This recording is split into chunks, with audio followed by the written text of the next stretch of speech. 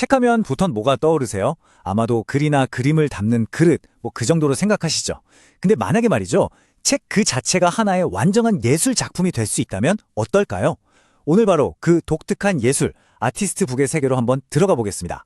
자, 화면에 보이는 이거 한번 보시겠어요? 어떠세요? 언뜻 보기엔 그냥 평범한 소책자 같죠? 근데 과연 이걸 예술 작품이라고 부를 수 있을까요?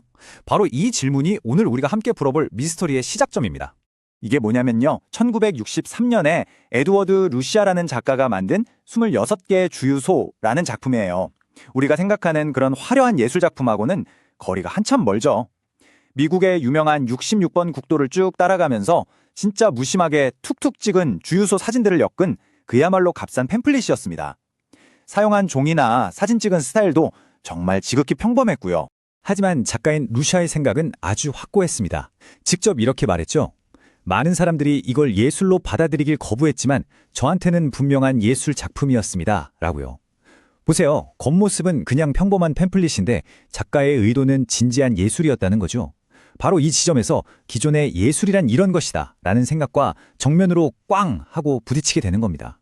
자, 그럼 도대체 아티스트 북이 뭘까? 그 정체를 한번 제대로 파헤쳐 봐야겠죠? 그러려면요, 일단 이게 뭐가 아닌지부터 확실히 하는 게 좋아요. 우리가 흔히 헷갈리는 것들을 하나씩 싹 걷어내고 나면 그 진짜 모습이 훨씬 더 선명하게 보일 거거든요. 우선 전통적인 일러스트 북하고 한번 비교해 볼게요. 일러스트 북은요, 아주 비싼 종이에 정성 들여 판화를 찍어서 소수의 부유한 수집가들을 위해 만든 뭐랄까 호화로운 수집품에 가까워요. 근데 아티스트 북은 정반대입니다. 오히려 저렴한 비용으로 얼마든지 복제할 수 있게 만들어서 누구나 쉽게 예술을 소장할 수 있도록 한 거죠. 말하자면 훨씬 민주적인 예술이라고 할 수 있겠네요.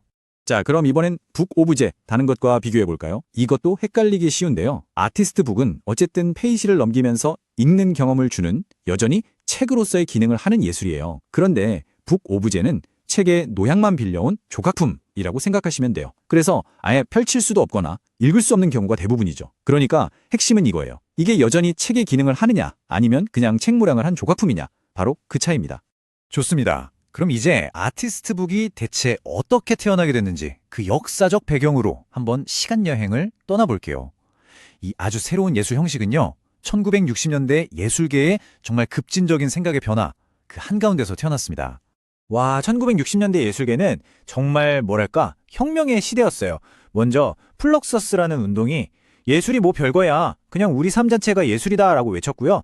또 개념 미술이 등장해서 진짜 중요한 건 비싼 물건이 아니라 바로 아이디어 그 자체야 라고 선언했죠. 여기에 미니멀리즘은 마치 공장에서 물건 찍어내듯이 시스템으로 예술을 만들 수 있다는 걸 보여줬어요. 자, 이 엄청난 흐름들이 다 합쳐지니까 어떻게 됐을까요? 맞습니다. 바로 그 아이디어를 담아서 값싸게 대량으로 퍼뜨릴 수 있는 책이라는 매체가 예술의 중심으로 떠오를 수밖에 없는 완벽한 무대가 딱 만들어진 거죠. 그러니까 이 흐름 속에서 예술의 규칙이 완전히 바뀐 거예요. 더 이상 예술은 갤러리 안에 갇힌 비싸고 어려운 물건일 필요가 없어진 거죠. 얼마나 그림을 잘 그리느냐, 조각을 잘하느냐, 이런 손재주보다 그 안에 담긴 컨셉, 아이디어가 훨씬 더 중요해진 시대가 온 겁니다. 그리고 바로 그 소중한 아이디어를 가장 싸고 가장 널리 퍼뜨리기에 가장 완벽한 도구가 뭐였을까요? 네, 바로 책이었던 거죠. 자, 그럼 예술가들이 이 책이라는 도구를 가지고 어떤 실험들을 했는지 한번 들여다볼까요? 이들은요, 그냥 책에 그림을 넣는 수준이 아니었어요. 책의 구조 그 자체를 예술의 재료로 삼은 겁니다. 페이지를 넘기는 순서, 종이의 질감, 심지어 책의 모양까지 이 모든 게 아이디어를 표현하는 도구가 된 거죠. 책이 단순한 정보 전달 매체가 아니라 그야말로 아이디어를 마음껏 펼치는 실험실이 된 셈이에요. 솔 루이시라는 작가의 작품을 한번 예로 들어볼게요. 이 작가는요, 자기의 엄청 어수선한 작업실에 있는 물건들 있잖아요. 그걸 하나도 빠짐없이 전부 사진으로 찍어서 아주 체계적으로 쫙 배열했어요. 여기서 중요한 건 그 사진에 찍힌 물건들이 아니에요. 그게 아니라 이 혼돈스러운 공간에 분류라는 질서를 부여하는 행위, 바로 그 개념 자체가 작품인 거죠.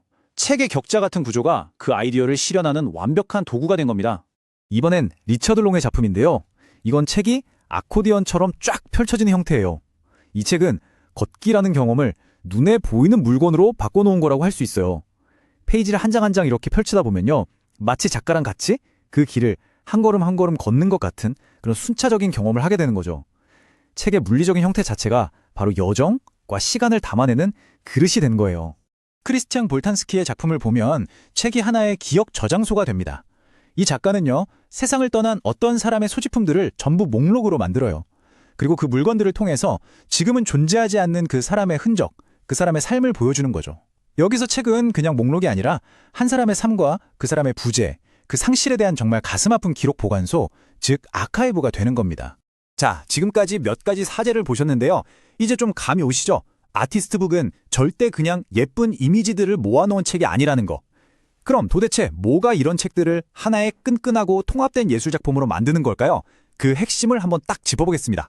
아까 우리가 처음 봤던 바로 그 작가, 이 분야의 선구자인 에드워드 루샤가 그 답을 줬어요. 그가 뭐라고 했냐면 책은 하나의 통합된 것이어야 한다. 이게 무슨 말이냐면요. 책에 담긴 아이디어와 책의 물리적인 형태가 절대 따로 놀면 안 되고 찰싹 달라붙어서 하나가 되어야 한다는 뜻이에요. 그렇다면 이것이 바로 아티스트북이다 라고 말할 수 있는 핵심적인 특징은 뭘까요? 한 4가지 정도로 딱 정리해 볼 수 있을 것 같아요. 첫 번째는 예술가의 완전한 통지입니다. 그러니까 기획부터 디자인, 제작까지 모든 걸 예술가가 다 컨트롤하는 거예요.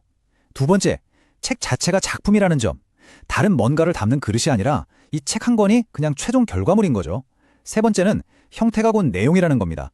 종이 재질, 책 크기, 페이지 순서 같은 물리적인 요소들이 아이디어랑 절대 분리될 수 없다는 뜻이고요. 그리고 마지막으로 4번째, 이 책은 반드시 정해진 순서대로 한 페이지씩 넘겨보면서 순차적으로 경험하도록 만들어졌다는 점입니다. 자, 그러니까 결론은 아주 명확합니다. 아티스트북은 그냥 사진 잘 나온 거 모아놓은 포트폴리오 같은 게 절대 아니에요. 만약 책이라는 형식을 빼버리면 그 의미가 완전히 사라져버리는, 그래서 책의 형태와 내용이 완벽하게 하나로 합쳐진 그 자체로 완결된 하나의 작품, 그게 바로 아티스트북인 겁니다. 다시 처음으로 돌아가서 에드워드 루샤의 그 값싼 주요소 팸플릿이 어떻게 세상을 뒤집는 급진적인 예술작품이 될 수 있었는지를 생각해보면 참 재밌지 않나요? 자, 그럼 이제 여러분도 한번 주위를 둘러보세요. 우리 주변에 있는 아주 평범한 물건들 중에 과연 어떤 것들이 예술가의 번뜩이는 아이디어를 만나서 완전히 새로운 무언가로 변신하기를 기다리고 있을까요? 어쩌면 그 가능성은 정말 무한할지도 모릅니다.